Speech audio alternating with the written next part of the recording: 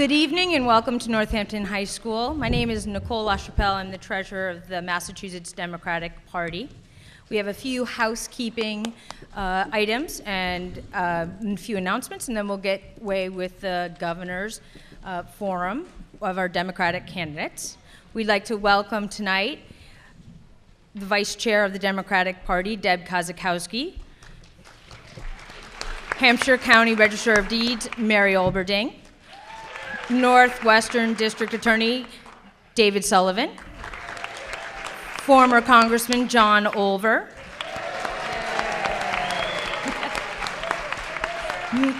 Mayor David Narkowitz of Northampton, former Mayor of Northampton Mary Claire Higgins. For housekeeping items, if you're in need of interpretive services, we have an interpreter right here to the left and seats available. We'd also like to thank the Northampton High School Theater Tech, Ryan, Chuck, Jonah, Abby, Connor, Saldia, Dan, and Dominic. Thank you very much. You've been great to work with. For those of you who've just walked in, there are seats still remaining up in the balcony, or if you're standing in the back and want a seat or cannot see from where you're standing, there are tons of seats upstairs, and we encourage you to go upstairs and make yourself comfortable. My last announcement before I introduce our next speaker is that if you like this event and you want to find out more about great Democratic candidates, on February 12th, the Northampton Democratic City Committee is sponsoring a similar forum right up the street at JFK Middle School of, here we go, Attorney General, Lieutenant Governor and Treasurer candidates, and it'll be on the 12th at 7 p.m. in the community room at JFK. So we encourage you to attend that and learn more about our great Democratic candidates. The person I bring to the microphone next is new to the position, but very old to Democratic politics and stands for values that are as old as the Democratic Party. He's our new chairman, Tom McGee, Senator from Lynn, Mass.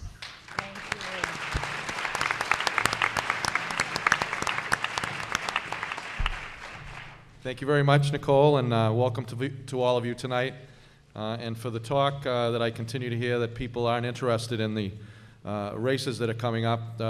It's great to see a full house here tonight. On Saturday I was down in Plymouth and I arrived at 9:15 for a 10 o'clock event and the parking lot was full and we couldn't get in the door. So people were here to hear Democratic candidates, all of the candidates, and listen to the things that we believe are going to move this Commonwealth forward.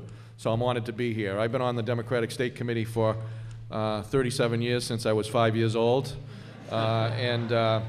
So I'm really committed, but I grew up in a Democratic family. My father was in the legislature, and he learned from his mother, who was a young teenager working in the shoe factories in Lynn, and was part of the union organizing that went on then, that getting involved, being a part of the process, and being involved as a Democrat can change our lives and change the lives of the people in our communities that we all live in. So I'm excited about the opportunity to be chair of the party.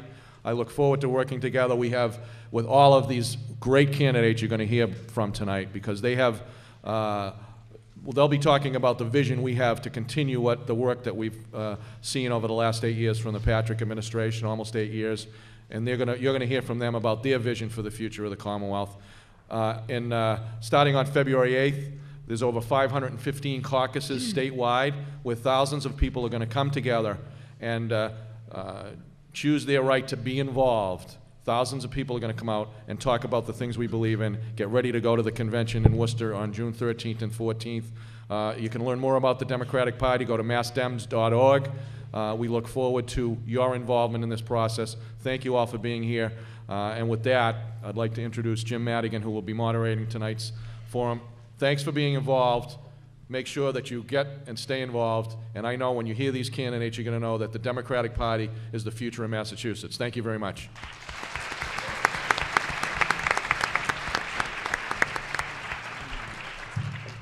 Good evening. Thank you, Senator. We have a pretty simple format tonight. 1-minute opening statements. The candidates will be starting in alphabetical order. That order will then rotate throughout the evening. I'll be asking 6 questions gathered by the organizing committees from the community. Those questions are in your program. The candidates were advised of them in advance. Our panel of journalists will ask a total of 10 questions they have prepared. The candidates don't know those questions. Then we'll have closing statements. We ask you to please hold your applause or any comments so that we'll have time for all of the scheduled questions. Our panelists are Susan Kaplan from WFCR Radio 88.5. Stan Moulton, night managing editor of the Daily Hampshire Gazette. And Laura Hutchinson, reporter and anchor for WWLP 22 News. Finally, before we get to our questions, and I bet you're going to break the rule on trying to keep things quiet, holding your applause or any comments so that we have time, our candidates are Joseph Avallone, Donald Berwick, Martha Coakley, Steve Grossman, and Juliet Kahan. Let's give them a round of applause now.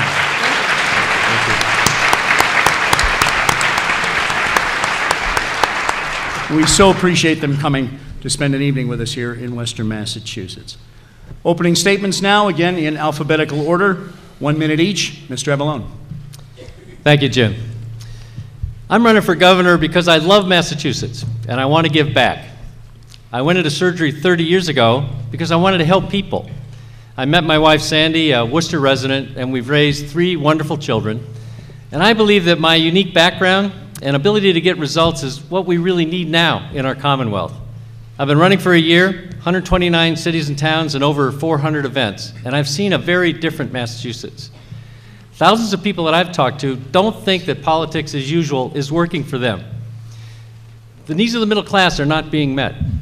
I am not a Beacon Hill politician, and this is no time for politics as usual. The next governor faces 2 critical tasks: to create thousands of jobs in a world economy and to control our healthcare costs, the highest in the world. I'm the only candidate that's done both of those things, and I believe I can be the leader we need now for our Commonwealth.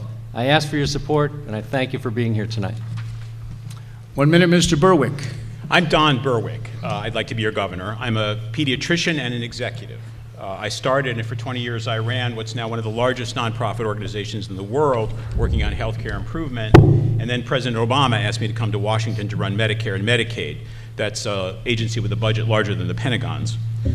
The Republicans opposed me. Glenn Beck called me the 2nd most dangerous man in America. But the president stuck by me. I went to Washington, I served, and now I'd like to be governor.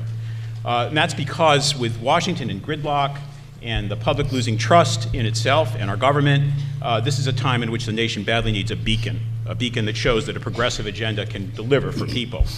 Massachusetts should be that beacon. We're the first state to make healthcare a human right. We're the first state to say you can marry the person you love. We are a state with compassion. I grew up in a very small town, and in that town, when you're driving along the side of the road and someone's broken down, you stop your car and you say, "Can I help you?" That is my philosophy of government. We need government that fights for compassion and social justice and equality, and that'll be my fight. Thank you very much. 1 minute, Ms. Coakley. Thank you, and good evening, everybody. I'm Martha Coakley.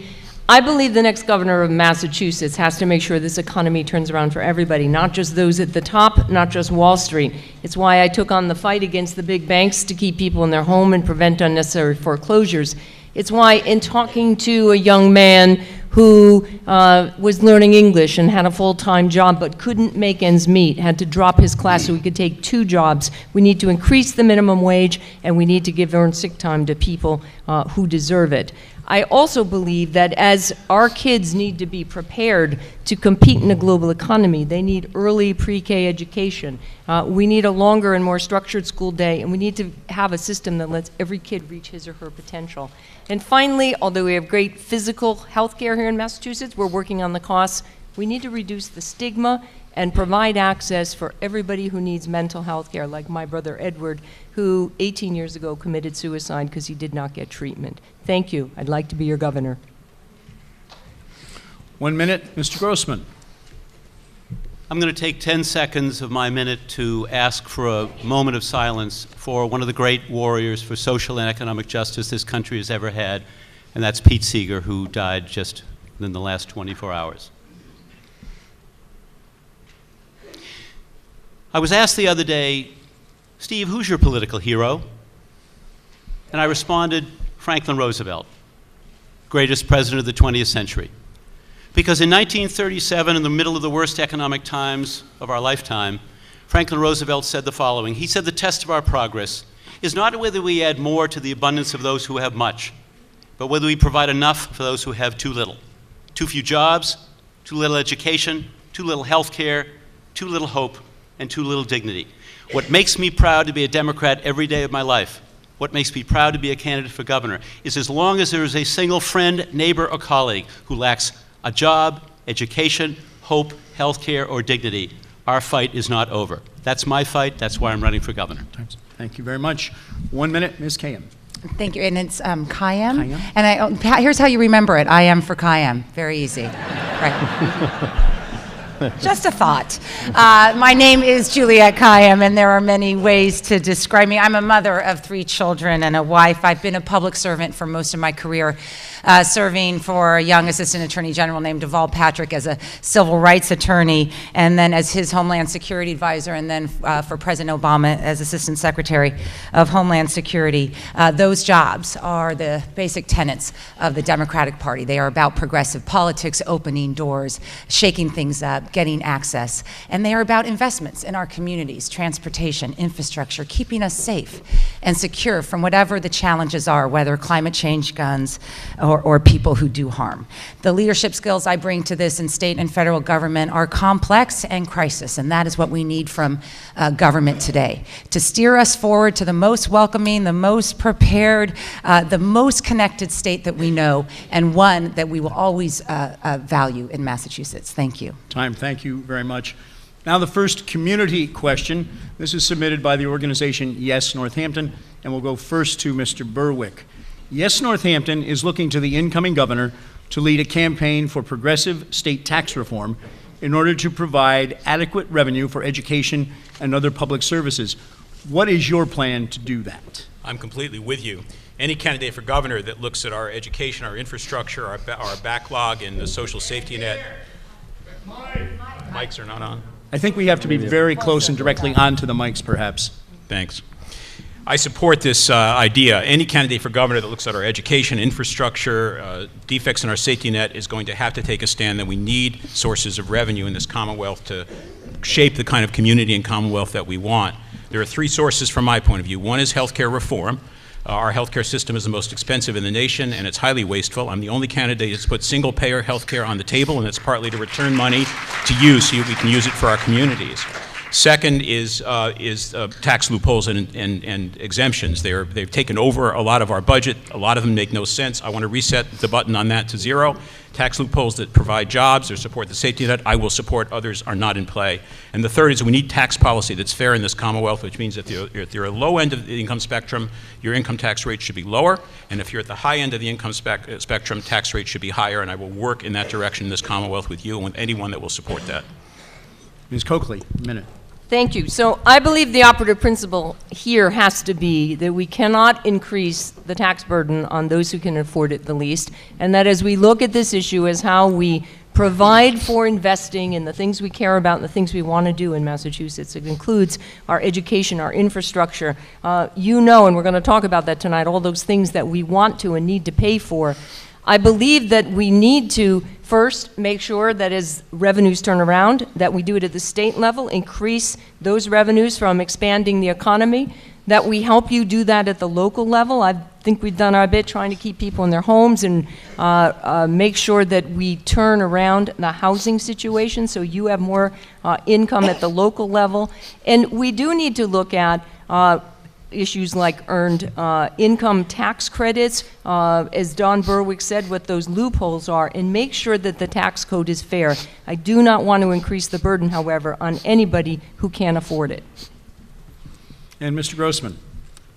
I think the first thing we need to do is to define what our priorities are and what we want to invest in. For me, it's universal pre-K, increasing our funding for higher education, mental health services, behavioral health services, substance abuse programs, a 1% green budget for the first time since 2001, and investing in our vocational technical schools. Those cost money.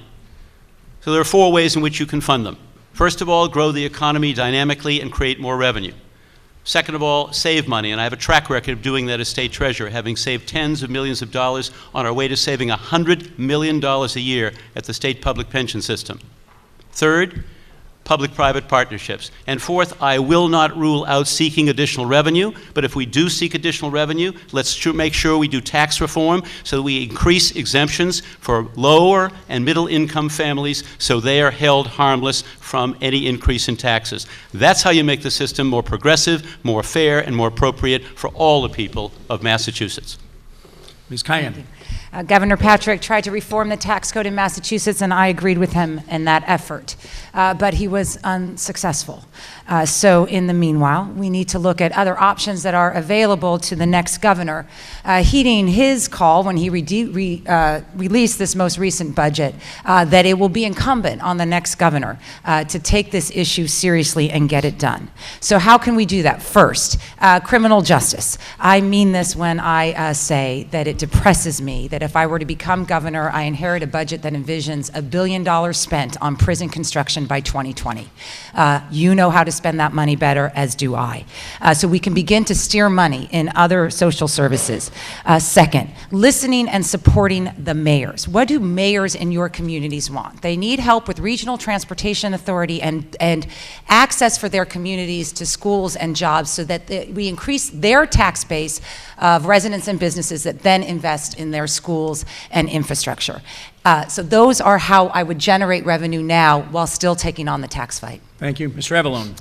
I certainly agree that we need to increase education. It's the future of our children, it's the future of our Commonwealth. And there are many other services that have been cut back during the recession that we will need to replace as the economy starts to get better.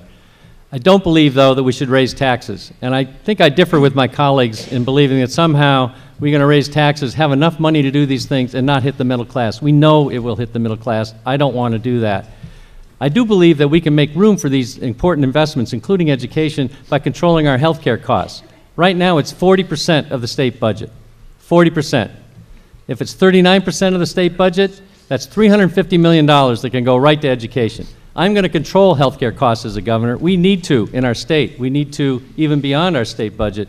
But that will create the room for the investments we need without raising taxes, and which will not be an increasing burden on the middle class. Now, I will be back later in the program with 5 more community questions. We're going to go now to our panelist questions. The candidate asked the question, has 1 minute and 30 seconds to respond. Other candidates, 1 minute each for rebuttal or commentary.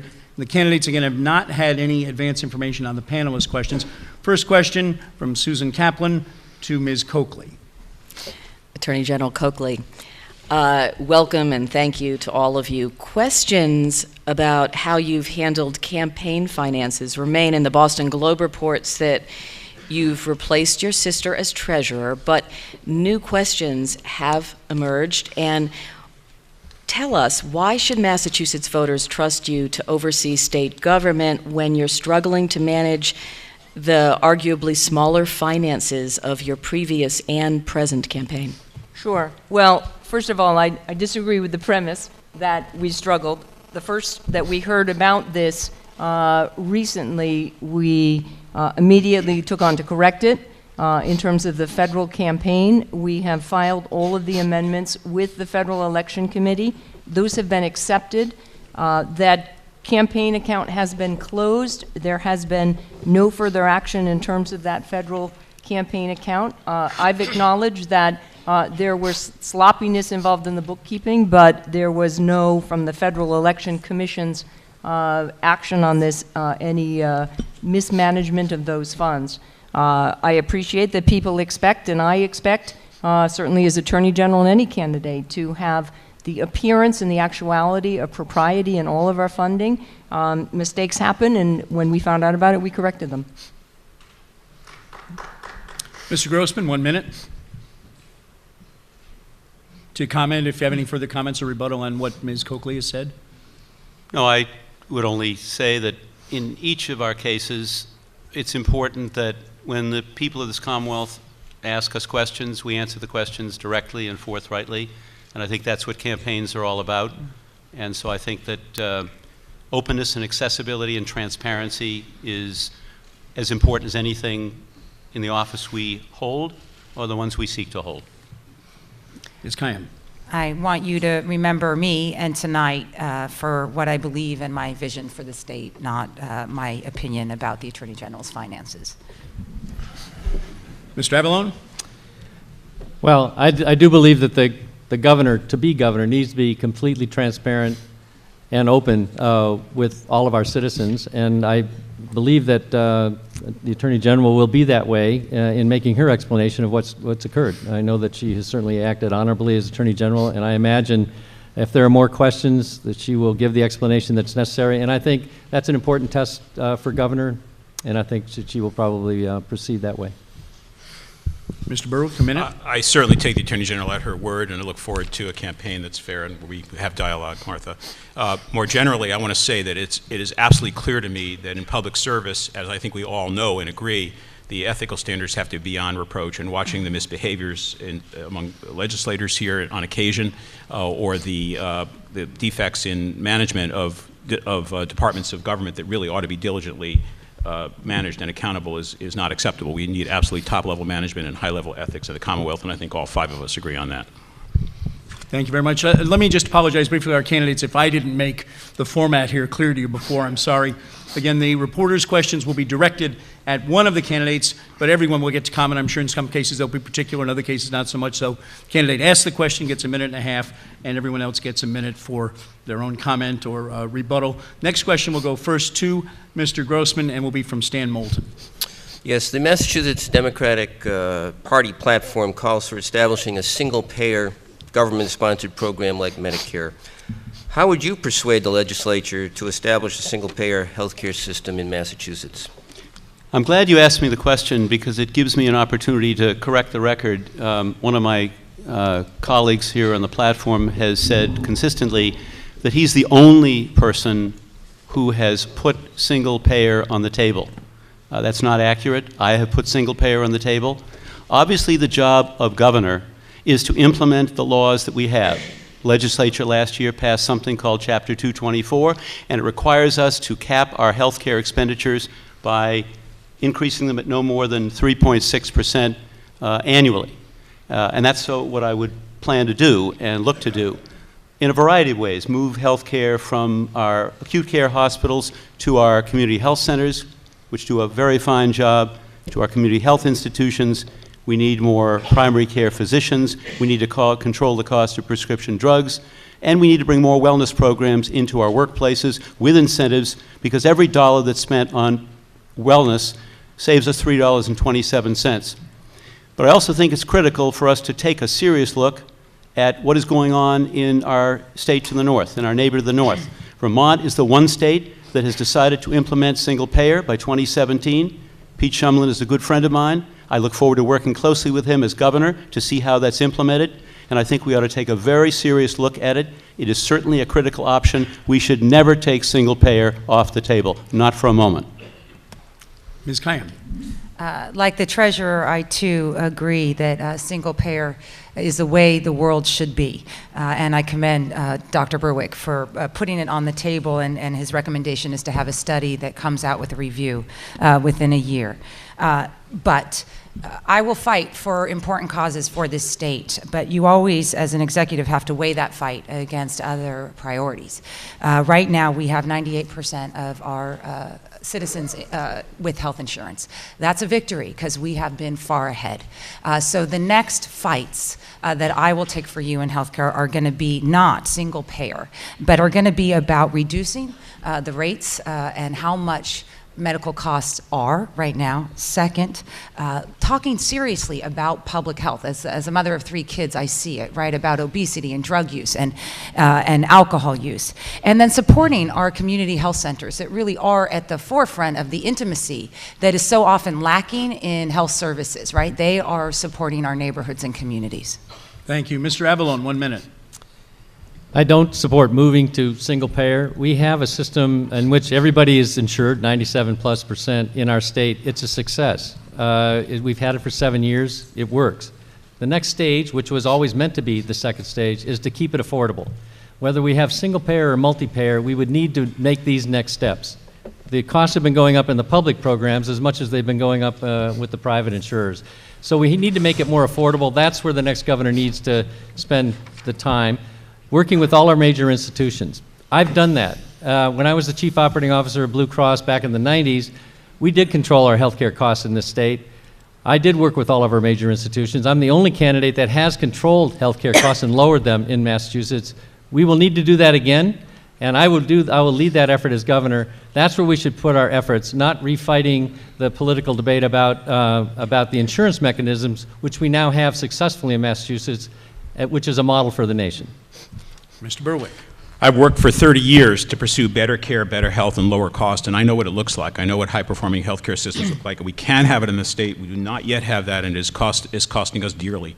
Every line item in the state budget is down over the past decade. Parks and recreation, local aid, higher education. There's only one that's up. It's healthcare, 59% up in the state budget, our $14 billion expenditure on healthcare. I led a single-payer system, Medicare. My overhead rate in running that $800 billion system, larger than the Pentagon budget, was 1%. Private insurers are arguing that the current standard of 15% overhead is too little for them to get their job done. There is billions of dollars available to us to recover, while we also simplify the lives of doctors and nurses who are driven crazy by the recording and the multiple formularies and coding systems, and by patients who, like me, cannot even read their bills. Single payer is the way to go in this state, and I definitely will authorize the day one when I'm governor a study that will show us a pathway to get there. Please. Ms. Coakley, 1 minute. So in 2004, with a Republican governor and a legislature and business and labor and payers and providers, there was a decision made that Massachusetts would embark on providing access for everybody, providing quality health care, and making sure the next step would be to get costs down. What our office has done over the last several years is look at why that market is expensive and why those costs were going up 8 to 10% a year, not affordable, and the current focus on changing that market so that people still have choice, quality, and access. Those three things are what this is about. And right now we are embarked in getting those costs down by looking at the marketing cloud of certain payers, making sure we move to more primary care, keeping those costs down, attacking cost drivers like diabetes and asthma, and focusing on how we can provide better preventive care and better access to people. I do not believe that Massachusetts is ready to move. It does not rule it out, but we're not ready to do it yet. Thank you very much. Question now from Laura Hutchinson to Juliette Kayyem. Thank you. Ms. Kayyem, there were a number of reports last year that highlighted the need for attention to be given to the Department of Transitional Assistance.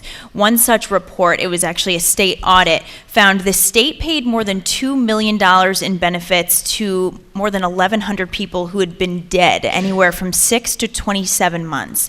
Do you think more needs to be done to protect taxpayers' dollars from waste or abuse? Absolutely. And so let's begin with who not to blame. It is the people who are worthy and deserve many of these social services, right? It's not just DTA, it's any social service. And the obligation of Democrats in particular is the delivery of these social services, whether it is websites or whether it is protection of children and families in a good way, right? It's as simple as that. Because if we don't deliver social services that we believe in an efficient manner, in a way that saves taxpayer money but is humane and caring to citizens who need it, people will lose faith in the social service itself. And we fail them, and the party fails them. So I am committed to the administering of these services in the best way possible without blaming the recipients. And as someone who has been in operations all of my career, right, crisis situations, situations in which you have to put the pieces together, that is what I care about. It is not simply that Democrats can have good ideas or important social services. It is that we have to be able to provide government services in a way that works for everyone. And I am committed to that and think we can't complain enough when these systems fail, because we're failing the recipients as well as the taxpayers. Mr. Avalone. This program is vital in our efforts to try and protect the most vulnerable citizens in the Commonwealth. And we have to protect it not only financially, but the perception of it, so that it stays viable in our Commonwealth. So I do agree with the audit. I'm glad we conducted the audit. I really applaud the auditor, Suzanne Bump, for doing it. And like any organization, when an audit like that comes to light, you follow it through, make the changes necessary, and I certainly know that we are doing that and should be doing that, and I think we should have even more audits to follow up. I do think that the answer here lies in technology. I think the EBT cards, we can use updated technology so it makes it very clear who's purchasing what with them. Think of what we all know based on the phones that we have today and what people know about us. Clearly technology is there. We can bring back the integrity of the system rather simply with the technology. And I think that we owe it to the good people who need this assistance, and certainly the taxpayers as well, to make sure that it works with high integrity. Mr. Berwick. The challenge here is balance and maturity. I have no patience at all with fraud. When I went and ran Medicare and Medicaid for the president, we had major efforts going on in this nation under the Affordable Care Act and before to fight fraud, and the fraud was, it was terrible. Billions of dollars being taken that we returned to the public treasury with strike forces. We work with the FBI, the Department of Justice, local law enforcement. We need to be diligent about that. But let's keep first things first. In our state, as in the nation, there are vulnerable people, hungry people, people without a roof over their heads, people who need us to be compassionate as a Commonwealth to help them. We need to fight fraud, but we absolutely must do it in a way that does not weaken the supports to our most vulnerable people. That would be overshooting. So I will argue for a balanced approach in which every step we take to fight fraud, we also make sure that we're not putting obstacles in front of the people in our state who are least able to handle those obstacles. We need to help people first. Ms. Coakley. So it's not just a question, though, of fighting fraud. It's a question of accountability. The governor gets paid by tax dollars. I, as your attorney general, get paid by tax dollars. I take that seriously. For every dollar that my office gets, we bring back 14. We're one of those agencies that does fight Medicaid fraud and got an award last year for doing that. I want to make sure that we are accountable for those benefits, because I agree with everybody on this stage. People who deserve them, who need them, should get them. And when there is fraud, as we brought cases against convenience store owners, for instance, who were getting their cut for taking some of those EBT cards or those transitional assistance cards, and prosecuting them and saying there'll be a deterrent for intentionally committing fraud on the government. But the government itself has that responsibility. I agree with Joe that better technology and better management will help us do that. Accountability by the government, by those who get those benefits, and we can accomplish that if we put our minds to it, and taxpayers will be well served. Mr. Grossman. So as your state treasurer, I had the responsibility last year of actually overseeing the procurement to provide the Department of Transitional Assistance with the updated technology. And we did write into that procurement that we wanted to buy the most up-to-date technology that would deal with waste, fraud, and abuse to the extent that we can to protect taxpayer dollars. And I think we've given the Department of Transitional Assistance the technology they need. And if there are merchants, whether they're lottery agents or stores, that deal illegally and traffic in EBT cards, we should go after them appropriately, as the Attorney General has said. But I also agree wholeheartedly with Don Berwick. We have 800,000 people on food stamps as we're sitting here tonight. A farm bill was just passed which is cutting food stamps, and I applaud Jim McGovern for the work that he's doing to try to maintain that program in the farm bill. So we need to make sure that those who need the services, whether it's cash assistance or food stamps, get them. And for those people who need to be reined in, those merchants, we will go after them and prosecute them. Let's not deal inappropriately with those people who need the help. Thank you. Question now from Susan Kaplan to Mr. Avalone. Mr. Avalone, despite constant tweaks to standards-based testing and reform efforts, a large number of schools in cities like Springfield and Holyoke struggle mightily, and rural parts of western Massachusetts face very different but equally compelling obstacles. The phrase reducing the achievement gap is not new. We've all heard it before. So besides what has already been done, what will you as governor do to improve the state's schools, and how will you pay for it? Thank you. I am was the first candidate to actually publish my K through 12 plan on my website, including how to pay for it. So I asked everyone to take a look, but it has two key principles to it. The first is to close the achievement gap, which I think is our biggest and highest need and will be the highest priority of my administration. And the second is to make sure that every child who graduates is career and college ready. On the achievement gap, what I'm proposing is creating a fund in the legislature, my highest priority. We're not going to raise taxes to do it. We're going to do it by saving healthcare costs. That fund is going to be dedicated to for the at-risk schools, the ones that are lower performing, to funding pre-K and to lengthening the school day. We know that those things work, and we know that if we hold these schools accountable with the right kind of leadership and employ these things, that we will get better, and thousands of kids will be benefited. We know that if kids are literate by the 3rd grade, having been through pre-K, that they have a much higher chance of graduating, and we know that lengthening the school day works as well. I also am very intent on making sure that we bring more vocational training back into our traditional schools and also continue to implement the STEM technology initiative for girls and for underrepresented minorities as well as young boys, because it's true that half of the so-called STEM jobs, the ones that require some kind of a scientific discipline in the state, don't require a degree beyond high school. And those jobs are $68,000 good middle-class jobs. That's what we want for many of our children as well. Time, sir. Thank you. Mr. Berwick. My education platform appeared a couple of days ago, and I hope people will study it. I think the thing that's driving me most about seeking this office is my concern about inequality in our society, the growing disparities. It's hard to find a single keystone policy arena, but if there is one, it's education. Schools are the on-ramp to success in our society, and we need to invest in them more than we're doing now. I don't think the way to do it is with carrot and stick incentives or demoralizing teachers with teaching to the test rules. I think we've overshot on that. The problem is not teachers, the solution is teachers. And my major investment as governor will be to support a teacher workforce that can grow in pride and joy, learning from each other and succeeding. We've seen it work. In the Merklin School in Lowell, I've been studying it. Here, the union and the administration got together. They invested in teachers' opportunities. That school was a level 4 school. When they started, 18 months later, it was a level 1 school. That's the way to invest. Like the other candidates, I'm for pre-K investment as well as a universal entitlement in this state. And I think also business linkages to schools are key. Thank you. Ms. Coakley. So I think we all agree on what we should be doing, and we've had successes. If you look at some of our pilot schools, our innovation schools, our charter schools, we know the studies that say pre-K helps kids do better. We know the kids who can't read in the 3rd grade aren't likely to succeed. They're going to fall off the map. I agree with Don that we start with teachers. Talk to teachers about what they need and how they teach kids. And you visit schools like the University Park School that works with Clark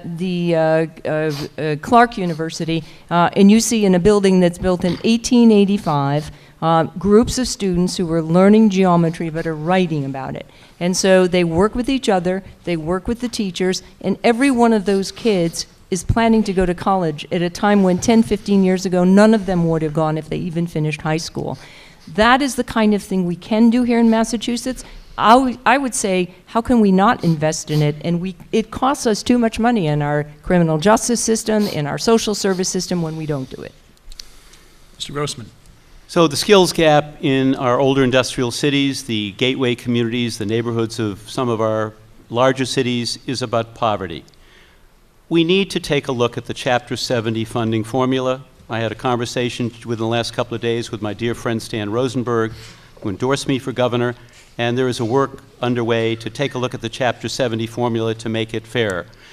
And pre-K is something we all agree on, but let's understand, there's a waiting list of 25,000 kids. This year's budget, the one that just came out, only takes 1,700 children off that waiting list. That means there are still 23,300 kids who may not be reading fluently by the end of the 3rd grade.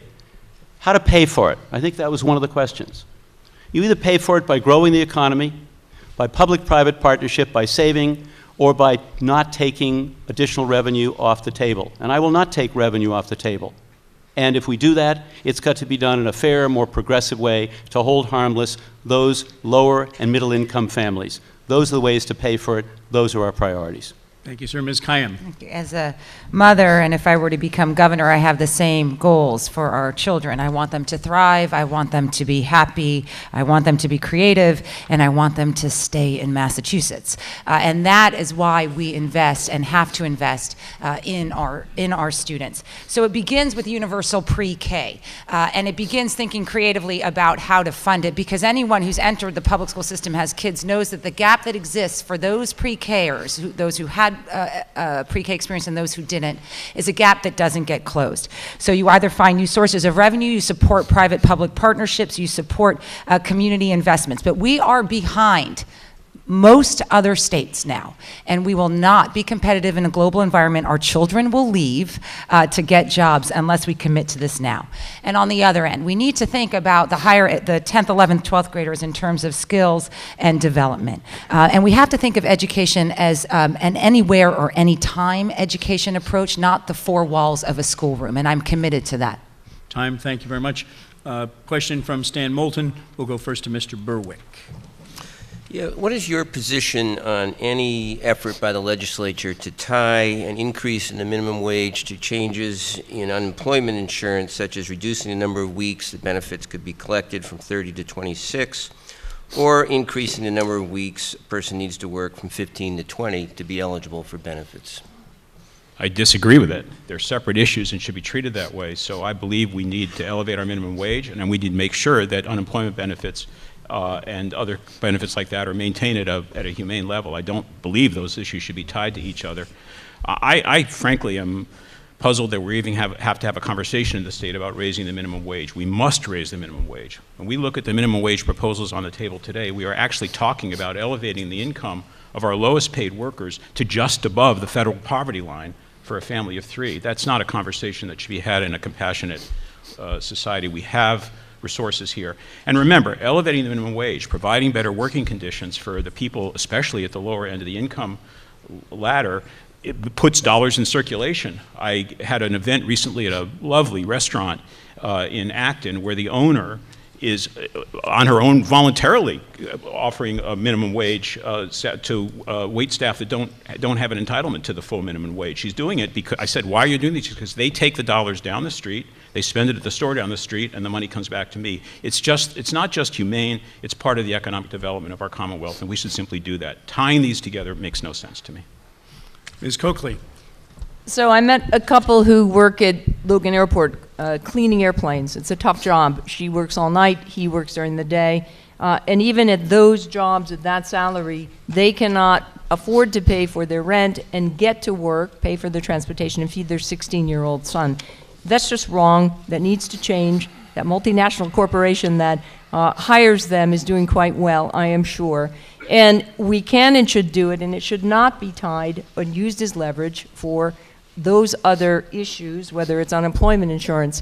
If there are business barriers, and I think we need to make our businesses as competitive as we can by decreasing our healthcare costs and our energy costs and looking at fairness to them around a bunch of issues that they've talked about. But this is not apples and oranges, and I've been very clear that the minimum wage and, frankly, earned sick time should be given to people without having it be tied to that other compromise at this time or ever. Mr. Grossman. So I don't think it's simply a matter of should we tie them together or not. I think we'll all agree that they shouldn't be tied. The minimum wage should go up. The Senate passed an $11 minimum wage.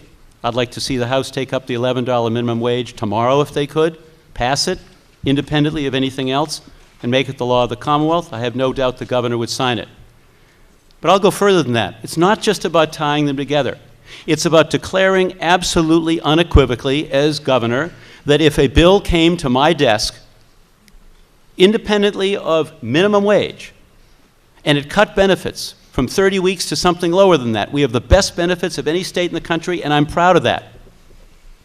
Or if it increased the number of weeks of eligibility from 15 to something higher, I would veto that bill, send it back to the legislature, and I would keep vetoing it until they realize that that is not the direction we go.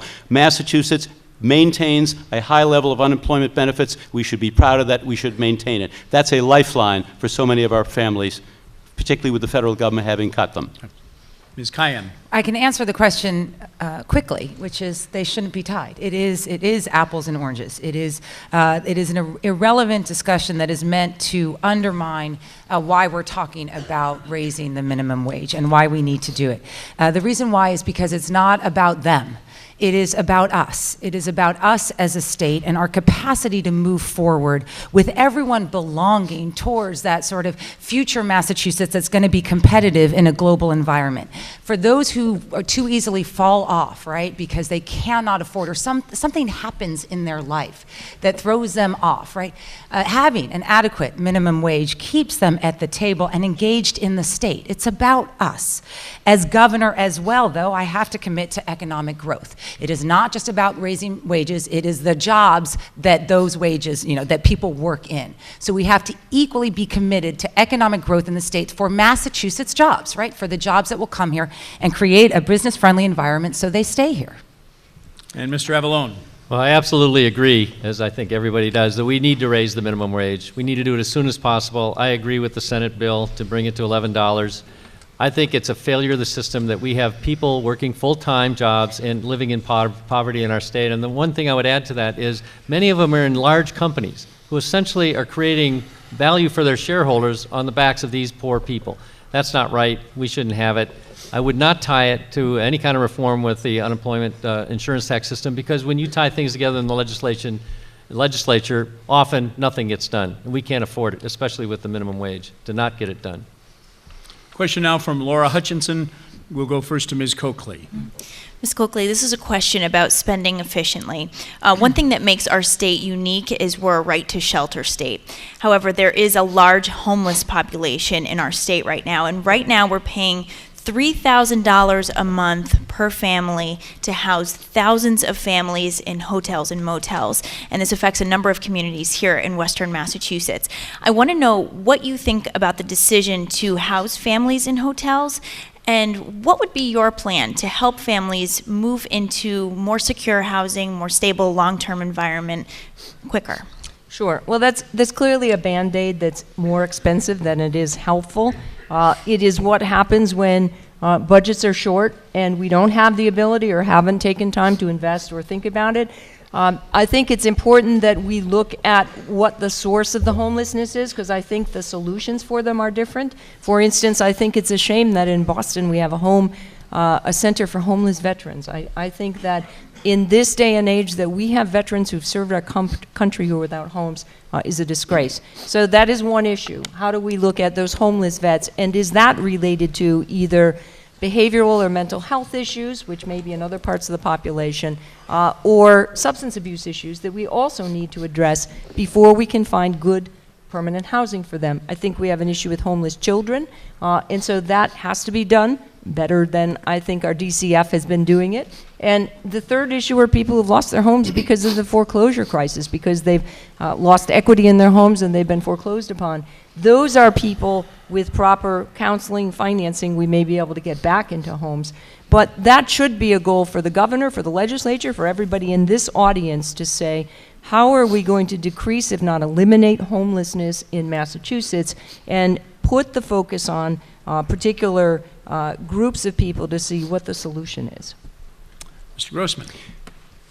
So the numbers that you cited actually equate to $46 million a year that we are spending in taxpayer dollars to cover those families that are in motels. And it's not just the money that we spend. Obviously, we would like to save the money. But I think about those children who are with their families, their mom, in that motel. Think about how they've been yanked out of their school, yanked out of their safe place, and living in a community that they're not familiar with. That's part of the tragedy of all this. So there are several ways to deal with it. First of all, we've got to bring back a much more significant commitment to vouchers. If it's not coming from the federal government, which will cut them dramatically, we should provide them at the state level. Those vouchers, those housing vouchers could matter. Second, we've cut our 3-year voucher program to 2 years. We should bring it back to a 3-year to stabilize those families. And third, we should use some of the funds that we're going to have as a result of the housing bond bill when it's finally law, and put that money to fixing up units to put those families in permanent housing once and for all. Ms. Kayan. So this is sometimes seems like an intractable problem, but certainly we can learn solutions from community efforts being made in communities throughout the state. I've served in the executive branch in the state, visiting 351 cities and towns, and as part of the campaign, I have learned two things. First is a support and focus on increasing and stabilizing the voucher program. We shouldn't view it as long-term. We need to view it as just an investment in keeping people housed, because once they are on the street, all is lost, essentially, especially for the children. But secondly, we need to think about affordable housing. And this is where we're one state, many solutions. So you talk to the Boston mayor, and it's all about trying to get affordable housing in the city. You talk to other mayors outside of Boston or in some of the gateway cities, and it's about getting a stronger residential tax base in the city and affordable housing outside of it, and then a governor can provide support for regional transportation authorities. So what I can vow on affordable housing is to listen to the solutions that mayors have and come to a solution for everyone. Thank you. Mr. Avalone. It's a tragedy that homelessness has been increasing in recent years. Certainly the economy plays into it, but also the state has cut back on certain things that have made some of the populations that are now homeless much more vulnerable to it. And it's the biggest tragedy is the families that are involved. I think Steve was very eloquent in describing what that means to a child. So we have to increase our efforts. And some of it needs to go back to the root causes. The root causes for these populations are many. I had the privilege of being on the board of Boston Healthcare for the Homeless for 6 years. That took care of 12,000 homeless people in the Boston area. I'm sorry to say it's up to 12,000. Medical needs. The mental health needs that are not being addressed. The substance abuse needs that are not being addressed. And yes, sometimes the veterans, returnings, whose needs are not being addressed, create a large part of this population that then puts more pressures on families when they fall out of housing, that they don't have the housing ability. So we have got to do more. We've got to do more to get at the root causes in particular, and that will solve the problem eventually. Thank you, sir. Mr. Berwick. In the nonprofit organization that I started and led, I got very interested in homelessness a number of years ago. In the world of improvement, quality improvement, that's part of my 3 decades of background, there's one important number, and that's 0. Bold goals in which you try to fix problems no one ever thought we could fix before. For me, homelessness is such a problem. I think it's a time for vision and very bold agendas here. Working, for example, with Roseanne Haggerty, a MacArthur Award, Genius Award winner, she's established a 100,000 homes project across the United States aiming for 0 chronic homelessness, and it can be done. I think the underlying causes are many. The work on substance abuse and mental health services is absolutely key to ending homelessness. But as governor, I would put that goal on the table. I don't see why we should be a state that calls itself compassionate, has the wealth of knowledge and industry and ambition that we do, and not tolerate even one single family homeless, and that would be my goal. Susan Kaplan, now a question that will go first to Mr. Grossman. Mr. Grossman, would you support a casino in your hometown? And what would you say to those residents living in cities where a casino is likely to be built, like Springfield, right, which is right down the street, who don't want it there?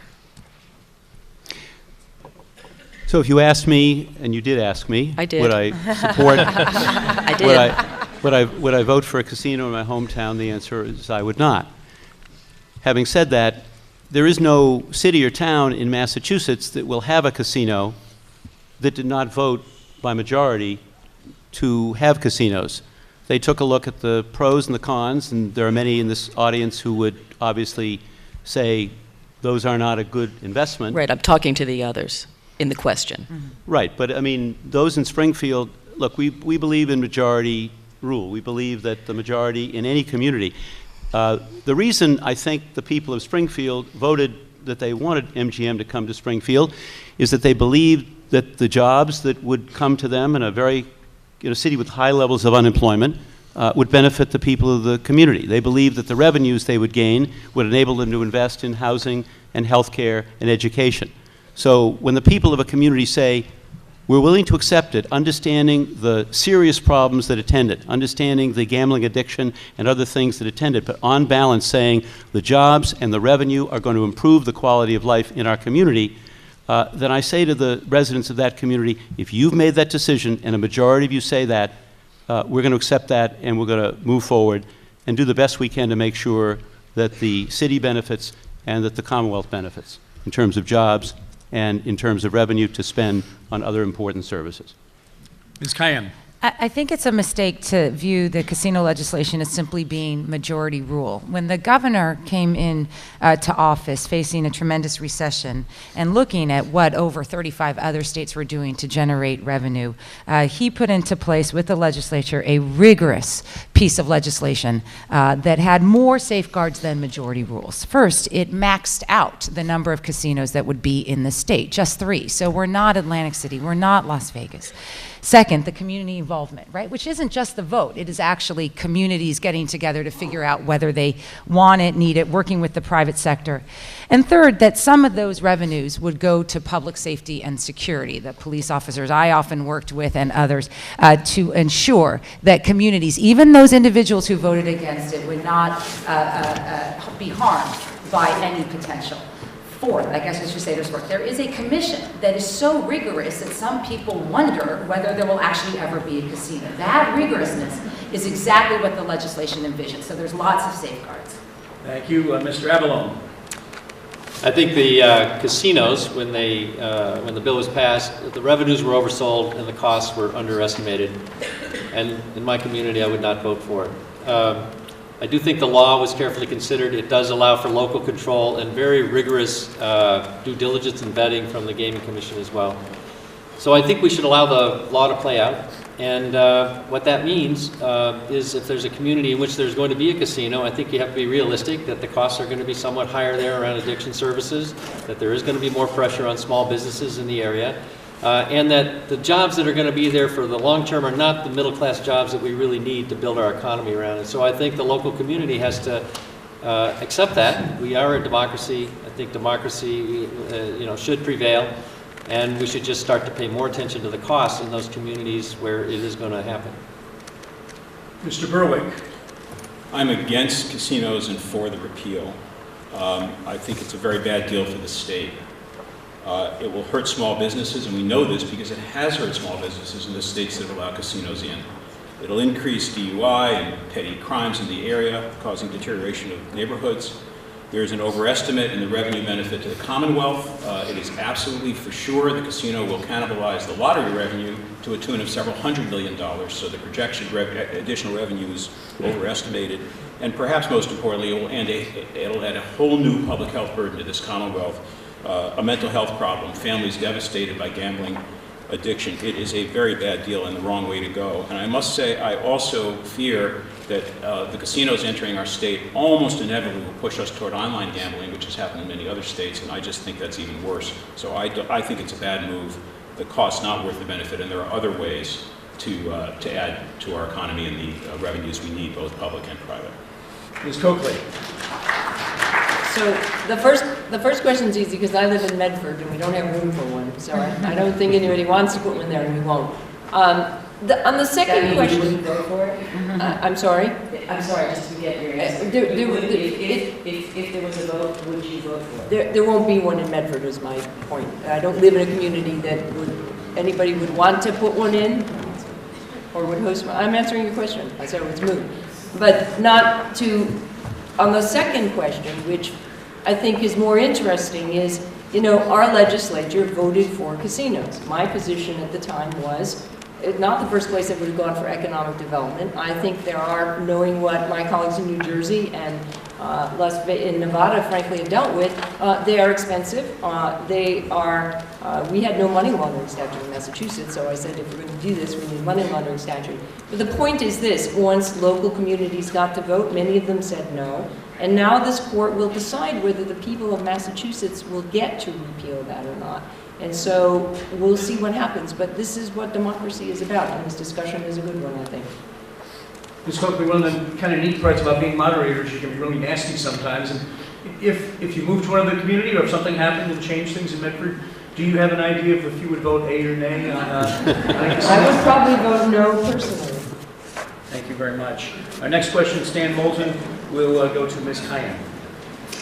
Legislation to tighten the state's gun regulations is expected this year, reflecting the recommendations from the Gun Violence Task Force, which was appointed by the House Speaker. Among the possible changes are tougher sentences for criminals who use illegal firearms in committing a crime, creating a system of universal background checks and reforming the state's licensing process, and increased disclosure of state mental health records for anyone seeking a firearms permit. Which of these measures would you support, and more generally, how would you make gun control a priority for your administration? Thank you for that, because for anyone who thinks about the safety and security of our communities and risk reduction, you think about things like climate change and you think about guns, because that's what's killing our children. So all of those provisions are something that I would pursue. I actually think, though, of the priorities, that the loophole for gun show purchases is an area where this state could advance. This is where it's good to be a progressive state, could advance further than the federal government without bumping into federal laws, and would pursue that as well. Tougher sentences, background checks, all of them are necessary. So how do I put this in the context of an overall agenda for our safety and security? So it begins with that Massachusetts is surrounded by a lot of states with much more permissive gun laws. So I would need to work with other governors around New England and to ensure the stop of the traffic of guns and to ensure or hope that they work with their state legislators to buttress at least the sort of transfer of guns and ammunition, which sometimes, like in New Hampshire, for example, can come to the harm of Massachusetts. Second, this is a public health issue. There is lawful ownership of guns. There is also just totally irresponsible behavior. So we need to begin to talk seriously about the responsibility of gun ownership. That includes having gun locks. That includes not cleaning your gun when your children are around. Those are the things we also have to talk about so that gun ownership can be protected as well. Thank you very much. Mr. Avalone. I started out my adult life as a surgeon, and unfortunately took care of too many, often young people that came to the hospital and died or almost died or were left maimed in many ways because of gun violence. So it's not just these mass murders that we think about and that the legislation has been targeting, but our cities are swimming in guns and handguns. And so much more attention to youth violence in our cities. I spent 5 different weekends walking in neighborhoods where youth had been killed in the last, within weeks, and saw the fear and the paralysis in those neighborhoods. So I support all the 4 measures you mentioned, including the increased disclosure around mental health for people that may have dangerous tendencies. But I also know that to really get at this problem, we have to decrease youth violence in the cities, and there are things that we have to put back that we know worked there before. Summer jobs, reentry programs, gang diversion programs, and the like, and we have to get back to that in many of the cities in the Commonwealth. Mr. Berwick. I'm a pediatrician, and weapons of war have no place on our streets. 7,000 kids, 20 a day, have gunshot injuries in our country. 3,000 never make it to the emergency room.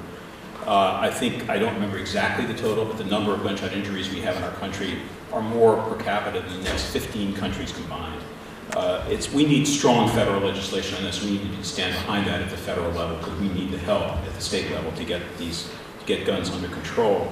We need a backbone in Congress. At the state level, we have strong gun laws. We need to keep them and strengthen them. Mental health services really count. And I want to also weigh in on the gang violence issue. We can really do something about that. One of the most incredible meetings I've had as a candidate so far has been with Reverend David Wright with the Black Ministerial Alliance in Boston, who now is putting together a consortium of civil society organizations trying to work on gang violence, and it's going to work. I can watch the will build there to help young people avoid the hazards. I must tell you of a child I had who had leukemia. We cured it, and while his brother got killed by a gunshot through the front door of his house. Ms. Coakley. So we have the toughest gun laws in the country in Massachusetts, and we have too many guns coming in from other New England states or from southern states. And so dealing with that issue, to me, is 2 sorts of people who shouldn't have guns. People who are criminals, so they have criminal intent and they're going to shoot. We've already had 9 homicides in Boston this year. In the hands of people who shouldn't have guns. And we also have to deal with the ways in which we do appropriate threat assessment of those people who, because of a behavioral mental illness, are dangerous. There's no statistic that says people who are mentally ill are more dangerous than others, but there are a certain number of people, if we do not do the appropriate threat assessment, are dangerous, like an Adam Lanza, or others that we know about that often end up in suicides as well as murders. We do need a federal assault ban. There's no other way around it. We have it in Massachusetts. We need federal legislation to change that, please. And Mr. Grossman.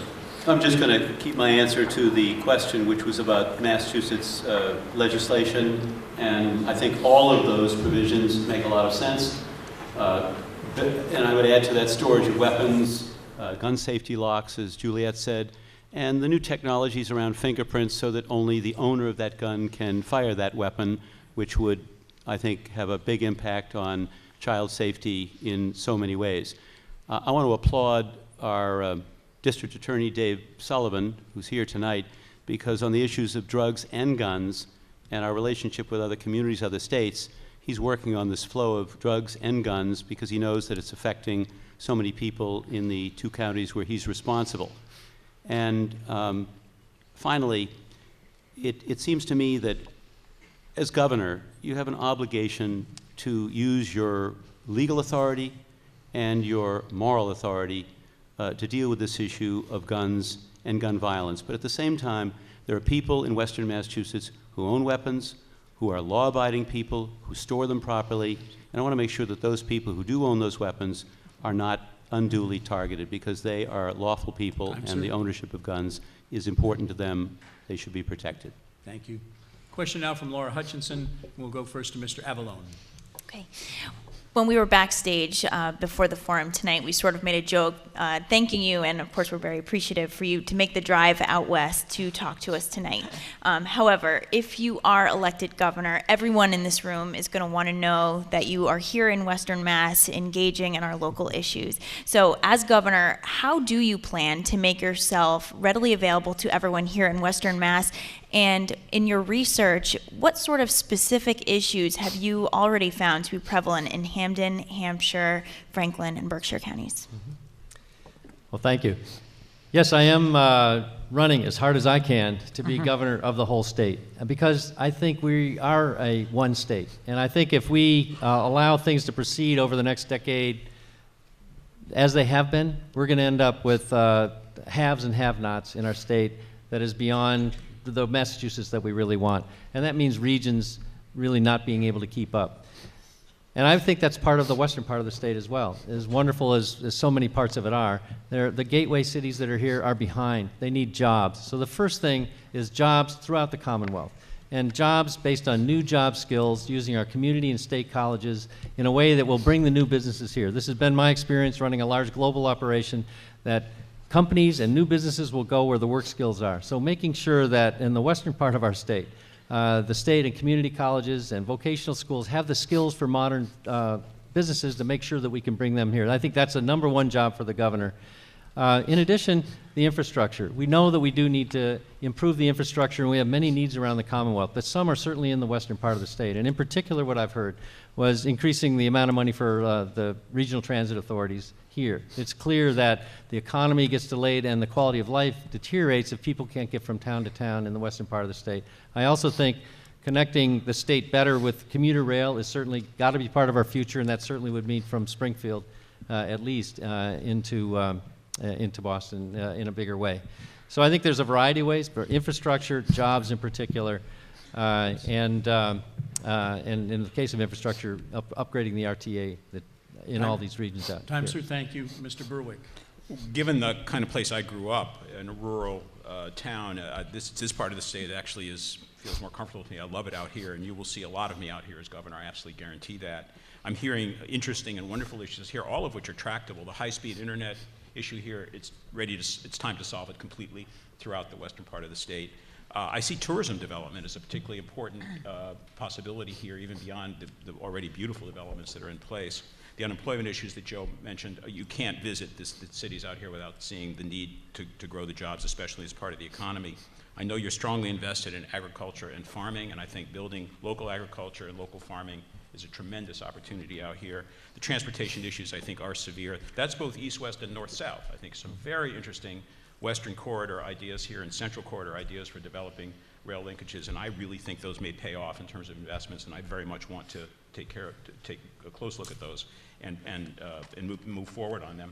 And then lastly, I'll say with healthcare, developing rural healthcare can be a template for the rest of the state. You know what continuity looks like, and we need that throughout the state. So it's a wonderful area of development, and you'll have my heart.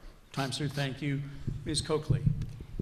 So I grew up in Berkshire County in North Adams. My dad moved our family out there after he sold insurance out of Springfield, and the 5 of us grew up. And I know from my experience and his there, running his own business, being involved in his church and Chamber of Commerce, that when the economy goes down here, it's tougher, it goes deeper, and it's tougher to come back. And I think some of the issues that are incredibly important right now do include making sure that we have broadband and we finish that last mile for the rest of this state. If you do not have that, it affects your business, your innovation, it affects whether your students can do their homework, and it affects whether you can even file some forms with the agencies in Massachusetts that require it. The transportation, I hope we're able to get that Vermonter, that train through from Connecticut up to Vermont, and then I think investing in regional transportation that will allow people to get around within cities and to other cities in this area is incredibly important. Thank you, Mr. Grossman. So for 35 years, I was a small business owner before I was elected treasurer. My grandfather's business started in 1910 because of the generosity of a Springfield company. My mother went to Smith College and came back in her 25th reunion and introduced me to my wife, Barbara. I'm actually the product of an arranged marriage 46 years ago. I remember standing on the stage at the Hotel Northampton in June of 1991 with John Olver, who's sitting right here, in one of the most important elections the state has ever seen. So I have a strong and intimate connection with Western Massachusetts, and I've deepened that because I have a track record. As chairman of the Mass School Building Authority, we're building or have built schools in Greenfield and Springfield, and East Hampton and Pittsfield and Long Meadow and Holyoke and Chicopee, and right here in Northampton working with Dave Narkowitz on the challenges that Smith has. So my relationship with Western Mass, I think, is a pretty direct one. And even today, when we brought 100% reimbursement for the 2 schools that were destroyed in the tornado, the Brookings and Dryden School, I was very proud of doing that for the first time in the history of the Mass School Building Authority. I look forward to continuing that relationship. Time, sir. Thank you. Ms. Cayenne. There's a couple other issues that I'd like to add to this conversation. The first is we often think, is the governor out here a lot? But I think anyone's administration and the appointments I would make as governor to key leadership roles, whether it's in the arts or farming, manufacturing, transportation, have to involve and be people from this community. I would not be a Boston-centric governor in terms of appointments, because what are the needs out here have to be represented in a cabinet. Second, broadband. It's as simple as that. It is not simply about the economy. It's about your public safety and security. If you can't call the police, it's a problem, and I am committed to solving it once and for all. Third, I oversaw the National Guard as the Homeland Security Advisor and have a strong relationship with the military and the National Guard. It is a vital part of who you are out here, and I will fight hard to keep those investments by the Pentagon here at Otis and elsewhere, because so many of our communities, both veterans but also the technology and defense industries, are tied to it. Question now from Susan Kaplan. We'll go first to Mr. Berwick. Mr. Berwick and friends, there have been numerous and serious breakdowns in state agencies quite recently, from the state drug lab debacle, which we're still dealing with, to the most recent trouble within the Department of Children and Families that very well may have resulted in the death of a child under that agency's supervision. The question is, what exactly would you do to lessen the chances of these kinds of problems happening again, and why do you think they happened to begin with? They are management failures and are absolutely unacceptable. State government has to function with a level of excellence and commitment to quality that would behoove a highly successful business. For 30 years, quality executive leadership and improvement have been my main interest. What do you need to do as a leader that establishes in a workforce a set of accountabilities, metrics, and permission to use their minds to do things well? What encourages a workforce to make changes? When I ran Medicare and Medicaid for the president, I was the first administrator they'd had in 6 years. The workforce was hungry for leadership. What I brought there was a set of goals, a set of metrics, and a whole array of training opportunities for the staff to begin to remind them of the importance of their mission every single day, of focusing on the needs of the millions of people who depend on them, and personally, as a leader, training them on the methods of improvement and quality that's been my mainstay for 30 years. I would bring that to state government. I want to bring Massachusetts state government throughout all of the agencies to a level of accountability and capability and pride and joy in being in the state workforce that would make us the envy of the rest of the country. That will be a central agenda for me as governor. Ms. Coakley. So for the last 25 years or so, I've worked in one capacity or another with what was DSS and now DCF. And I have said publicly, and I've thought this for a while, that because that agency has a mission to keep families together and protect children, that mission isn't clear. And for many social workers trying to do a good job every day, it's hard to do that when you walk into a home or a family that has a multitude of problems and it's not clear where you go or what you do or even what your resources are. I think that we need to have within that agency a division that's just responsible for protecting kids, that would keep track of kids and make sure that if they need to be removed, they are. They would be the advocate also if it were able to go back and keep that family together. But in the court system and in the social service system, I think that is a better way to make sure we do our best for every kid. I believe that mission of keeping kids safe can be at loggerheads with keeping the family together. Not always. In many instances it isn't. In the other instance, I'm familiar with that. Our office brought criminal charges against the lab worker who we believed had criminal conduct. I also believe there was lack of supervision and management on that, and so I believe that it's important that we have great oversight and do the best we can to keep kids safe and to protect taxpayer dollars and make sure defendants are treated fairly. Thank you. Mr. Grossman. So I think this is about fundamental principles of leadership. When I was sworn in as state treasurer on January 19th of 2011, I made two commitments to the people of Massachusetts. First, I said for every job I fill, I'll hire the best person, because for 35 years as CEO of our family business, which grew dramatically under my leadership, we hired the best people. I said I would hire the best people. I also said the people I hired would reflect the diversity of the society in which we live, and I'm proud that 35% of the people we've hired at Treasury are people from diverse communities. But in terms of the crisis that you mentioned, or the crisis at DCF, I would cite four principles. First of all, a governor has to be decisive. When a problem occurs, and problems will occur, you have to step in. Number two, safety of every child. It is a tragedy of unimaginable proportions that this little boy, presumed dead, was treated the way he was. Third, accountability. Every single person has to be accountable, from the commissioner down to the person who was hired yesterday. And finally, reform. Take a look at the situation, reform the system, make sure it never happens again. Thank you, sir. Ms. Kayyem. As I said earlier, as Democrats, we should be more angry about when these services fail, because they not only fail the individual, Jeremiah, the young child, but also they failed the beliefs that we have about government's role. But beyond anger, all of us have been executive leaders, and we will tell you the honest truth. Stuff happens.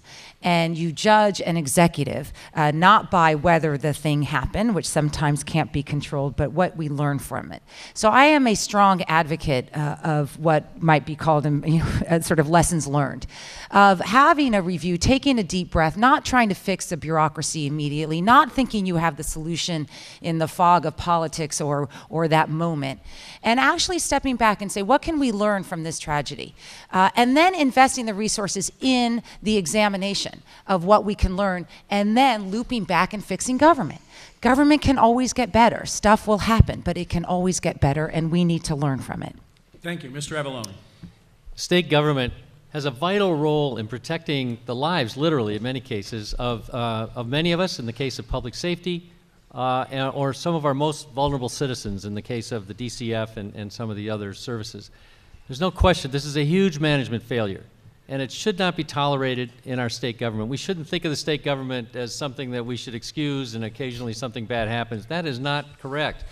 There are large organizations, from large hospitals to airlines, that deal with people's lives every day, and they do it in a safe way. Our state government has to operate that way too.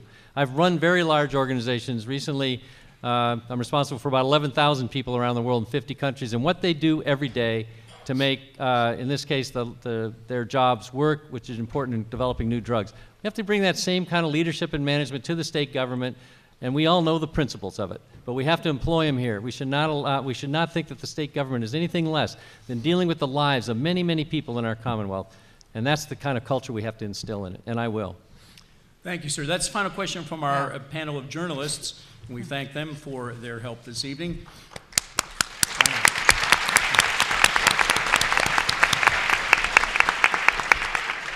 We turn now to the questions that were presented in advance to the candidates, their campaigns. They're listed in your programs, the community questions. And the next question, go first to Ms. Coakley. It comes from Tim Carpenter, Executive Director of Progressive Democrats of America.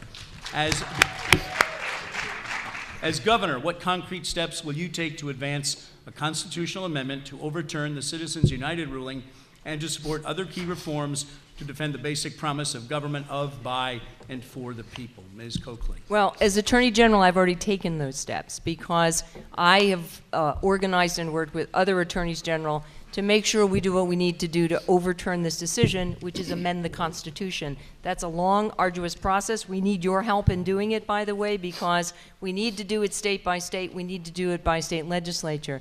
This decision, I believe, undercuts the very basic fabric of what we believe as a democracy and as Democrats, that your voice as an individual person is what matters, and that unless we overturn that decision and indeed require disclosure in the short run from where that money is coming from, we are going to lose our opportunity really to say we live in a democracy. I think we can't overstate what that decision does, and I'm concerned that we have a Supreme Court that is cutting access from the democratic process as well as access to courts for individuals who seek redress in a criminal or in a civil context.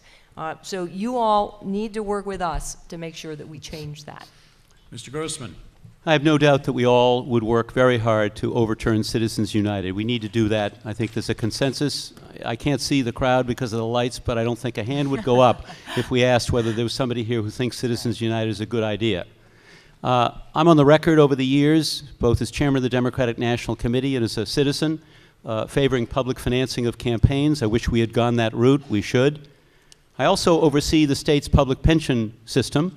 We have $57 billion of stock in 9,000 companies, and we actually changed our proxy voting guidelines back in 2011, and I was proud to have led that effort to make sure that any company in which we own stock and spends shareholders' money for political purposes that's not fully disclosed or that is done at all, we should vote against that company.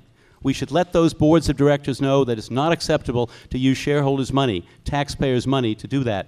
And finally, I was the first candidate for the Democratic nomination of governor who suggested a people's pledge. A people's pledge just like the one that Ed Markey and Stephen Lynch signed. If we can keep unregulated money out of this race, that would be a good thing, and I hope we can all get that pledge signed, and let's sign it tonight. Thank you very much. Ms. Kayyem. Yes, like the treasurer, I don't think there's much debate about the substance here. As a new candidate, I can't tell you how horrible money is in the system. And I would be for public financing of campaigns as well. For someone trying to start a campaign, it is all about money. And that is unfortunate because that's not why people like me run for governor. So just to give you a sense of how it has infiltrated. So how do we fight back absent a constitutional amendment?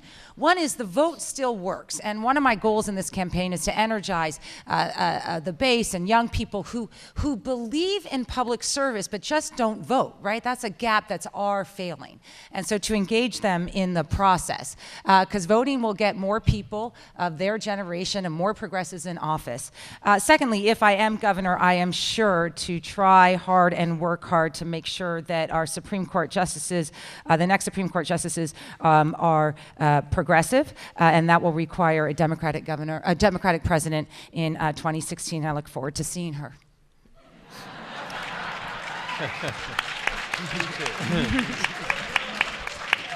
Mr. Avalone? Well, Citizens United is an abomination. It's not only going to lead to bad politics, it's going to ultimately lead to bad government. And we have to do everything we can to reverse it. If that takes a constitutional amendment of the federal Constitution, I would certainly do everything we need to do to back that at the federal level, and then certainly ratify it at the state level when the time comes. I do believe that money controls too much of local politics as well. When Steve was floating the idea of the People's Pledge, I think we all agree with that. Certainly we don't want outside money here, but I think we should go farther. I put out a press release this summer asking that we go farther, that we limit PACs and registered lobbyist donations in our state. I don't have full agreement from some of our colleagues on that, but I think this is where we need to go in the future in order to have people's faith in government restored. Right now, they don't think the system's working for them. They think the system is rigged by special interests. Mr. Berwick? I think Citizens United is the most toxic element of public policy that our country has seen in a century. I saw it work in Washington in my time in the administration. The way that money talks and controls special interests over public interests was stunning. I fought it every day, sometimes successfully, sometimes not, but we need to overturn Citizens United. We need our state behind a constitutional amendment. As we all agree, as governor, I would work very hard with other states to get as many states as possible on this very important trajectory. Meanwhile, back here, we can work on election participation. That's key. I fully support the bills now being considered for early voting and for election day registration. In any way we can make it easier for people to participate in democracy. Voices can overcome the toxicity of money if we mobilize those voices. As far as a pledge goes, my staff well know I will agree to any pledge that my colleagues all agree upon. Our next question goes first to Mr. Grossman. It comes from Phil Corman, Executive Director in Sustaining Agriculture, CISA. What state policies would you advocate to ensure that local farms thrive and that all residents have access to fresh and healthy local food? Well, the good news is in the last 14 years, we've seen a roughly 25% increase in local farms here in Massachusetts. So there's some good things going on. As governor, I think you can do a number of things. First, year-round farmers markets would certainly promote local food and local produce. I salute the Agricultural Commission here in Northampton for the efforts they have undertaken to increase access to fresh food for lower-income people. We should take some of those recommendations, some of those best practices, and promote them all over the Commonwealth. But I think we can promote local food, locally grown food, and produce by making sure that we try hard in our schools, in our colleges, in our universities, in our hospitals, and in public institutions to use locally grown food, locally grown produce. I was in the marketing communications business for 35 years, and if a governor gets behind an effort, a comprehensive effort to promote locally grown food all over the Commonwealth on behalf of the farmers, we can not only improve the health of our citizens, but also improve our economy and create jobs, particularly in the farms of the western counties of the state. Thank you.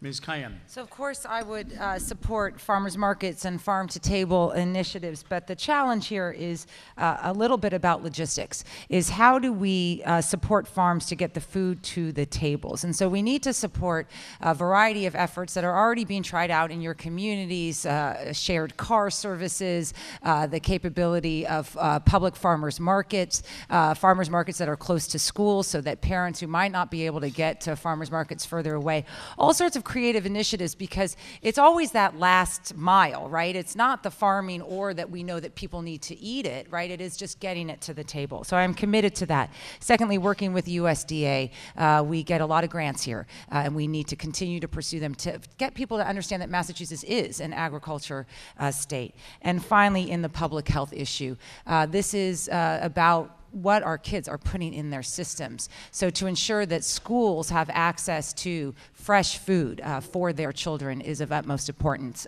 in the years ahead. Thank you. Mr. Avalone. This is a wonderful opportunity. It's terrific that sustainable agriculture is becoming a bigger part of Massachusetts in the western part of the state. It's always been part of our history.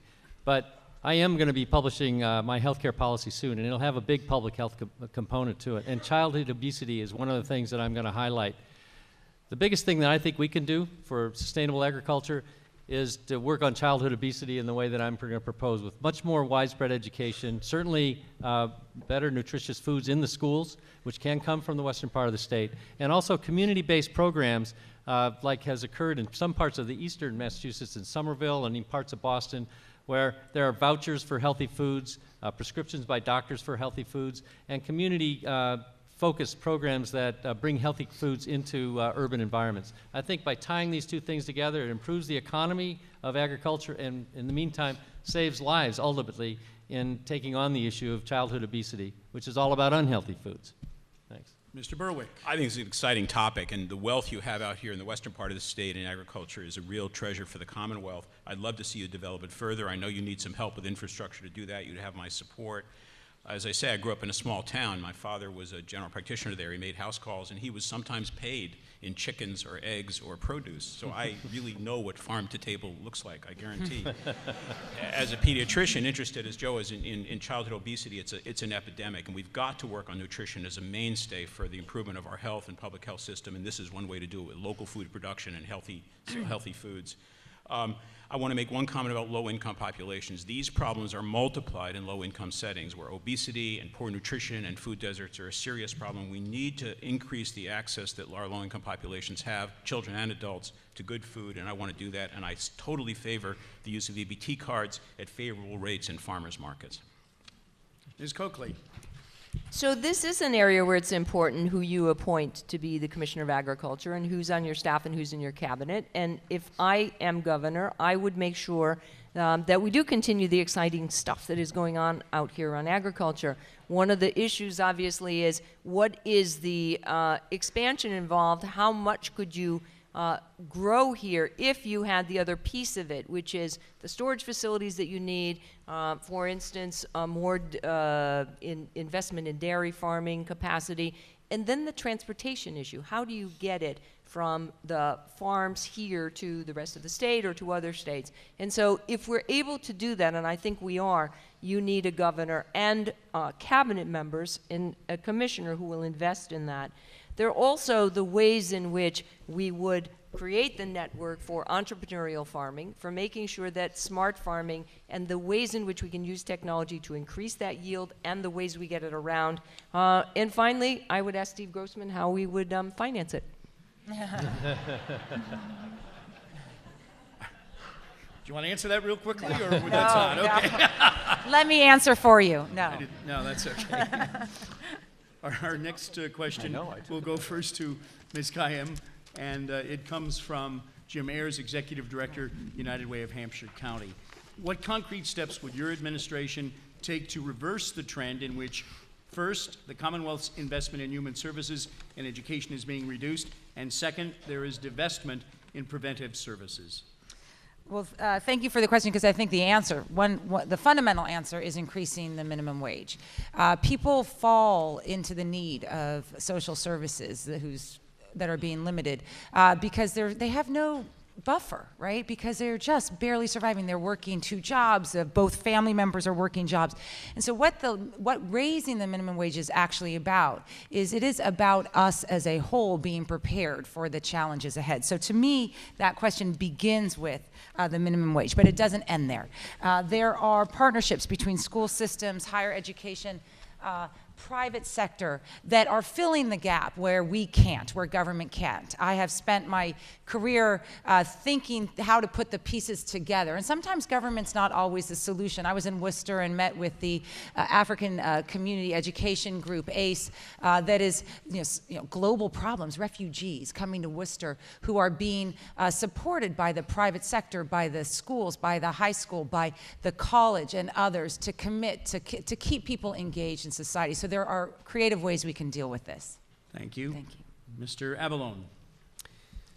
Yes, we have big needs, and certainly education and the retreat that we've seen in human services during the recession are 2 big ones. We have to invest in education. That is our future. That's the future of our children. And we also have to put back in place some of the safety net that was there for human services, including those things that prevent worse outcomes for vulnerable people and much higher costs for the state overall. I don't think we need to raise taxes to do that. What we need to do is control our health care costs. These numbers are so large that we lose track of the fact that small changes in the healthcare costs can have huge changes for the state budget. As I said before, it's 40% of the state budget. That's up from 20% 12 years ago, and it continues to rise. If we save 1%, that's $350 million a year, $1 billion over 3 years that could go a long way towards improving our education system and putting back in place these human services preventive measures that have been stripped away during the recession and the tight times that we've had. This is the way we need to go. Mr. Berwick. It worries me very, very deeply to see my nation backing away from the moral commitment to human services for people who need help, and I think this state needs to be a beacon that reverses that trend. The problem is partly healthcare costs. They are simply taking resources from the other investments we need to make in supports to people, and we can fix that. The single-payer idea is one, and healthcare reform, delivery reform is key. We need to reassert the moral commitment to this kind of help without apology, without masking it, just saying helping people when they need help is a moral commitment of our Commonwealth. It's the kind of place we want to be. And lastly, I think realizing these are investments, they're much more than they are expenses. When a person's headed for prison, we are headed for major, major public expenses that can be averted with mental health services and interception and supports that keep people with hope in their lives. When a person has mental illness that's not treated, that's a person headed for forms of disability and inability that will cost us dearly. It's just smart to provide services. As far as prevention goes, I'm a pediatrician, you have me at hello. Ms. Coakley. This is a real tough question for a minute, so I can't answer everything. I've spent a lot of my life working on preventing crime and getting kids back into school, and agree with John that one of the things we need to look at is making sure, I believe, that we spend more money on education and rehabilitation than we do on incarceration. And as a former DA and AG, I have some credibility around that. I think we can do that here in Massachusetts. So let's just talk about what we might do with kids and services that we need to fund.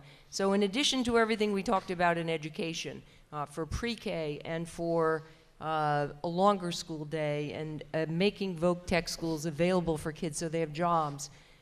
I think it's important, and we could do this here with a realigned DCF to make sure that kids in our schools have the social services they need. If they come to school hungry, if they come to school with behavioral disorders, if they come to school with abuse, and do it in an effective way that aligns our mission of keeping kids out of trouble and giving them what they need before they get into trouble. It's one way to make sure that we invest where we should. Mr. Grossman. So I think that it is important that we know and understand, and I think we all do, that you judge a society by how it spends its resources. We've got a budget which has been proposed for fiscal 15 of roughly $36 billion. That's a lot of money. It's an increase of about 5% over the previous year. That's also a lot of money. So I find it almost incomprehensible that almost 500 children and families and adults would be losing vital mental health and behavioral health services in this current budget that would allow them and enable them to live independently. I think we need to make sure that even in an environment of limited resources, and a 5% increase is not so limited, that we make sure that the most vulnerable people in our society are protected.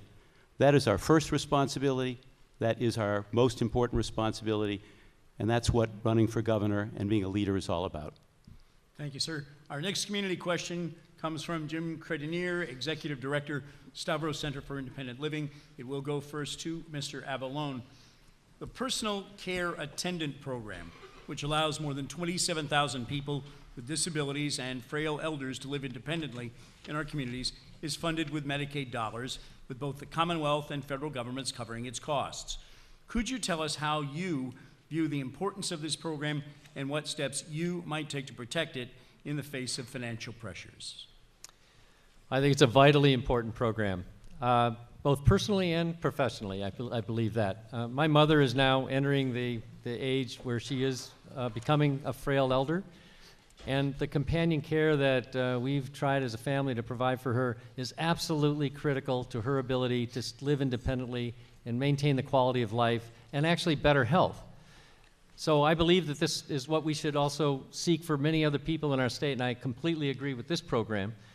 But I also think it'll be a bigger and more important part of the new kinds of coordinated care systems that will come about when we change the way our health care is delivered and have doctors work in teams. The coordination of care for the elder, to keep them out of the hospital, to keep them out of institutions is an incredibly important part, not only to keep their quality of life, but also their health, so that they don't end up repeatedly coming back into the hospital, which is not great for them, terrible for them, and hugely costly for our healthcare system overall. So I think this is one of the real keys for improvement in our system. Thank you, sir. Mr. Berwick. This is a great opportunity to envision the healthcare system we really want and we really need. Just imagine that you're a person with a disability or that you're a frail elder. What do you want? I want to be home with my loved ones, to live as long and with as much capacity and investment in the things I enjoy in my life as possible. I don't want to be in a hospital bed or in a nursing home. Luckily, we now have models in our nation about how to move people from institutions to homes. As CMS administrator, I got to implement some of the most exciting parts of the Affordable Care Act as we move people from institutional to home-based settings. Those depend on a workforce capable of keeping people at high levels of function in-home, including personal care attendants. And we need to invest in that reallocation of resources so those people have the support to support the people who want to be home, and they need wages that are living wages. We need to make sure that this part of the workforce gets represented in our economy the way their work intends to be, should be represented, and I support the labor unions that are trying to get rights to these workers. Ms. Coakley. So PCAs are great. I think they're a fabulous way to accomplish so many things that we want to do that those who have already spoken, I think, have spoken eloquently about that. I had the chance to be a PCA for a day, to walk in their shoes. It is hard work. It's draining emotionally and often physically. And so Don is totally right that we need to invest in those people and train them and make sure that they have the supports they need to keep, whether it's frail elders, our seniors, or those who are developmentally disabled or physically disabled, in their homes if that's possible. I think that it does save money. It gets a better outcome. And we always have the challenges of making sure that they're accountable and that we don't see fraud and abuse in this, so we have to manage that as we always do in state systems. But I think it's very much worth it. I think it's one of the best things we've done in keeping track of some of our most of our frail and vulnerable people in our society. Mr. Grossman. So here's an area where I think the governor needs to play a leadership role and balance off, but really focus on the needs of these individuals. There was a new national program which took place last summer. There were many insurance companies that we expected to sign up to support this program. Many of them backed away because they felt that they couldn't make any money doing it. And the number of people who maybe cut off that program declined by almost 20,000 people. So I think it's up to the governor to sit down with the insurers who play a critical role in the funding and financing of this and find a way to get to yes so that none, and I mean none, of the vulnerable people who are frail or disabled, not all of whom are older, but all of whom have severe challenges, can continue to stay as part of this program. That's what a governor does. That's what leadership is all about. That's what I would do. Ms. Cayenne. So I'm just at the age when I'm starting to think about these issues for my parents. And when I asked them how they wanted me to think about it, many of you have had these difficult conversations. They first denied that it would ever happen to them, but then said they just wanted to feel like they still belonged.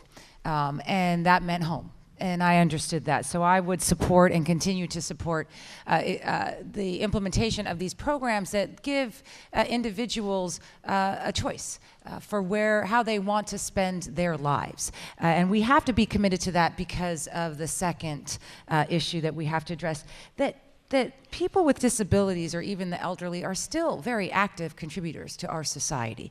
And so we shouldn't just view it as how do we, sort of let them get what they want without contribution. They contribute in so many ways, whether it's care for grandchildren or whether it's entering the workforce or helping in communities. And so by having a variety of healthcare plans and choices, we can promote their belonging in society for as long as possible. Thank you very much. We have now reached the final question of the evening, and it comes from our organizing committee. It will go first to Mr. Berwick. The Federal Secure Communities Program was expanded statewide over Governor Patrick's opposition. The number of Massachusetts immigrants with no criminal record who have been deported far exceeds the national average. In the absence of congressional action, what would be your response as governor to this fingerprint sharing program and its impact on Massachusetts families? Well, we're a nation of immigrants. It's what made us great. To walk away from the benefits of diversity that people can bring to us in our communities, it's not smart, it's not compassionate, it's not right. This program is misnamed. It's not secure communities, it's insecure communities. It's a way to add uncertainty and harm to our society. I favor inclusion, welcome. If you're here, let us help you. We'll help you enter the economy, have your kids enter our schools. I'm for in-state tuition for undocumented residents. And I'm for fighting very, very hard for federal immigration reform now. Now is the time with a pathway to citizenship. We've got to get it done to do this, to do away with this issue as far as we can in our nation. I very much support the Trust Act that Senator Eldridge and others have put forward. It has my full support. We need to welcome and develop the contribution that people of diversity can add to our communities, and they are here among us. Let's help them. Ms. Coakley. So I've spent a lot of time making sure that kids and women, particularly those who come from immigrant communities who may be don't speak the language or afraid to go to police, or worse, are threatened by their abusers, that if they go to the police, they'll be deported. We have always in our district attorney's office, and I think that's true across the state, treated those victims. Their status does not matter. As Attorney General, I have made sure that if a company is exploiting undocumented workers, we go after the company. The status of those workers does not matter when they are victimized. My understanding is that Secure Communities was designed to make sure that dangerous people, the most violent of felons, as we want them out of communities, would be deported when the facts justified it. And if that is not how the program is working, then that needs to change. And I would work with our local police to make sure that all of our communities feel safe, our undocumented and others who are here. Mr. Grossman. So this is an area where I absolutely, completely agree with Governor Patrick. But it is the law of the country, and we need to implement this as best we can. It's highly flawed. Unlike the Attorney General, who hailed the Secure Communities program when it was announced, and who supported and who opposed in-state tuition for undocumented people, at least back in 2010, and opposed driver's license for undocumented people, which is a public safety issue, and I support driver's licenses for undocumented people as a public safety issue. I think it's important that a governor try to work with federal authorities and work with legislators, as Don Berwick just suggested, to make sure that the downside of Secure Communities is changed in a way that comports with the law but still protects those people. We are sending far too many people away, deporting them for very low-level offenses in ways that divide families and send families away and are deeply divisive without protecting the Commonwealth and all of its people. That should end. Ms. Kayan. I was with the governor during a raid in New Bedford by the Immigration Services that detained over 200 women and mothers, and saw the devastation that these aggressive immigration mandates were putting on our communities. I was part of President Obama's team to push for comprehensive immigration reform, which I believe is still possible with bipartisan support, and believe that it can happen in the next 2 years. I am also the daughter of an immigrant family. I get this.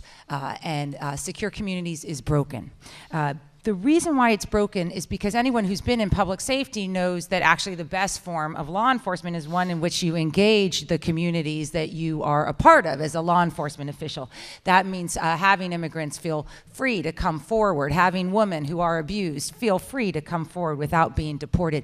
And secure communities undermines that, what we have learned in public safety after the last 30 or 40 years. I am committed to ending it and will do everything as governor to minimize its impact. Thank you. Mr. Avalone. Well, we're all from immigrant families. And certainly, Massachusetts has a glorious history of immigrants from the beginning essentially build what we are today as a Commonwealth, and will be so in the future as well. Immigrants will always be and should be a big part of our future. But let's face it, this is a botched program. And if we can't fix it, we should get rid of it. It was meant to allow local police to have access to fingerprints so they could see hardened criminals and then start, who happen to be immigrants, and start deportation proceedings. That's good. That should happen. If that's all that it was doing, then I would be for it. The fact that lots of immigrants are living in fear of being pulled over for a minor traffic violation because they could believe that they could be on their way to being deported, this is not worth it. This is a failure. This is causing fear like it's a police state for these poor people. So we need to either fix this so the database really works so that it only shows who hardened criminals are, or get rid of it. Thank you, sir. Time now for closing statements. Excuse me, 1 minute each. We begin with Ms. Coakley. Thank you. Thank you all for coming tonight. You have some great choices ahead of you, not just for this office, but for other offices, and your engagement is crucial.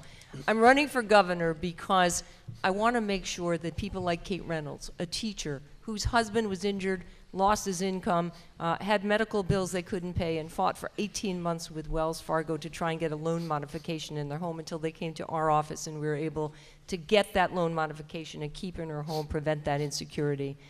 I'm running for governor for all of our kids who deserve the best education from beginning to end and the opportunity to compete in a global economy. And I'm running for governor because I think it's really important that as we look at all of our healthcare issues across Massachusetts, that we continue to bring costs down, but provide good, effective healthcare for people. We also reduce the stigma around mental health and behavioral health. We provide access and pay for it as the law requires. That will be a better Massachusetts. I want your help and your vote. Thank you. Mr. Grossman. So our good friend Val Patrick gave his final address, State of the Commonwealth address, last night. In it, he said, Massachusetts is in the leadership business. It reminded me of a conversation that I had with Bill Clinton 17 years ago. I was chairman of the Democratic National Committee. We were in Philadelphia. I had a few minutes with him. I said, Mr. President, what's your most important job as president? He looked at me without a moment's hesitation and said, Steve, I'm in the solutions business. I give a lot of speeches to a lot of people, but I'm here to solve problems. That couldn't be a better way to describe me. I've been in the solutions business all my life, in business, in politics, in philanthropy, and as your state treasurer for the last 3 years. That's the job of a governor, to be in the solutions business, to leave no one behind, to bring jobs and economic security to every region of the Commonwealth. If you give me that opportunity, solving the problems and bringing us together and leaving no community behind will be my principal goal. I look forward to working with you, look forward to being with you at the caucuses in the next month, look forward to every step of the way, all the way to November. Thank you. Ms. Cahan. I am the daughter of an immigrant family, and my grandmother came here, 9 children, 32 grandchildren, of which I'm just one, and to her dying day, she carried around a Ziploc bag that had the papers of her journey, her citizenship forms, the passport, the 9 birth certificates of her children. And she used to, whenever you questioned her, never learned to read or write English, she would pull out that Ziploc bag and she would say, I belong, I belong. I never got that until I got much older and understood what Massachusetts is about and what it has offered me as coming here for school, meeting a guy, interfaith marriage, 3 kids, raising them here, great opportunities to work in state government.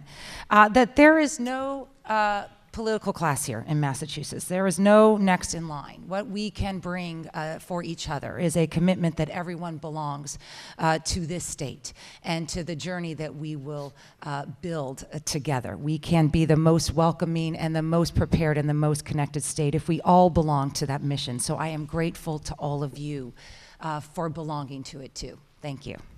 Thank you. Mr. Avalone. I've been running to try to be your governor for a year, 129 cities and towns and over 400 events. And the people I've seen are telling me that politics as usual isn't working for them, that the needs of the middle class aren't being met. I'm not a Beacon Hill politician, and this is really no time for politics as usual. The next governor has two critical tasks: to create thousands of new jobs throughout our state in a competitive world economy and control our healthcare costs, which are the highest in the world. I'm the only candidate that's done both of those things. During my time at Blue Cross, we controlled healthcare costs. And running a large global organization, we created thousands of jobs, including many in here in Massachusetts. I know I can be the bold leader that we need now to move our Commonwealth into the 21st century, and I'd love to have your support. Thank you for your time tonight. And Mr. Berwick. Thanks for your commitment. I'm a progressive. I believe that government has an essential role in helping us make the communities and the Commonwealth that we want. I'm with Senator Hubert Humphrey. He said the moral test of government is how it treats people in the dawn of life, children, how it treats people in the twilight of life, the aged, and people in the shadows of life, the sick, the needy, and people with disabilities. Every time a mother or father goes to work for 40 or 50 or 60 hours a week and can't make ends meet, we fail the moral test. Every time a veteran returns to our shores and has no home or roof over her head, we fail the moral test. Every time a kid goes hungry, every time an elder has to choose between medicine and food, we fail the moral test. It doesn't have to be that way. The state can be a beacon, and our country badly, badly needs this. We need a governor committed to passing the moral test, and I will be that governor. Thank you. One moment, please. We need to say some quick thank yous to the Democratic committees of Amherst, East Hampton, Northampton, Southampton, and Sunderland for organizing this evening. Again,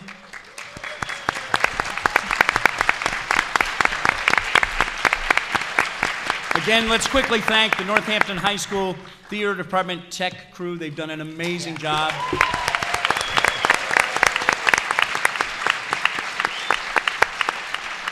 I have got to thank this very hardworking gentleman right here, Andrew, my timekeeper. Great job, thank you. We thank again our journalists, and we thank our candidates for governor, 5 good people, for spending an evening with us. Thank you. Thank you very much.